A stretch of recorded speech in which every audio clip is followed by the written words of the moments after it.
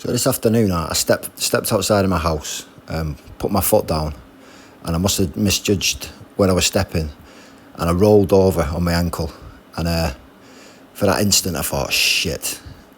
Thought I might have done some damage, but apart from a few seconds of like discomfort, I started walking, and I was all right.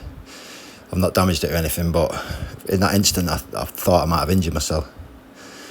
But then it got me thinking, it's like, just anything can happen, can't it? So fragile.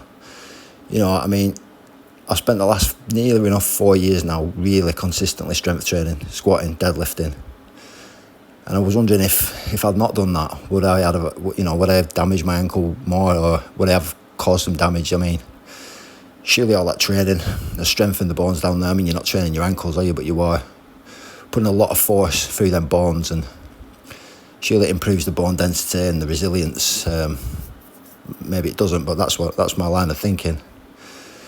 And I just wondered, like, you know, if I'd not done all that strength training, would I have caused some damage? Would I have proper sprained it, or even worse? I mean, because I went over on it pretty bad actually. But then it's like you get thinking, don't you? I mean, if I was a 70-year-old and I did that could have been the end of me. I know that sounds really dramatic, but it could, you know. A 70-year-old person, a 70-year-old bloke who'd never really done any strength training, especially in the lower body, he goes over on his ankle like that, he could break it, he could really severely sprain it, and be off his feet for a long time, or even worse if he broke it badly. And then it gets you thinking, well, if I did that at 70, but I'd spent 30 years strength training leading up to that, then surely that would have some protective effect. But it just got me thinking that this training, it's not just about enjoying the training. It's not just about, you know, what happens today and how you feel today and how strong you are today and tomorrow. But it's setting you up for the future, isn't it? Just these little things. I mean, just walking down the street, you put your foot out your door and something like that happens when you're not expecting it. It just shows how fragile we all are, really, and we don't even know it. I mean, there's a story last year at the Olympics, some British Olympian, some female athlete, can't remember what she competed in, but she said something similar happened. She stepped foot out of her house and broke loads of bones in her foot, and she was out at the Olympics. And this is a young, it must be extremely fit and healthy to be an Olympian.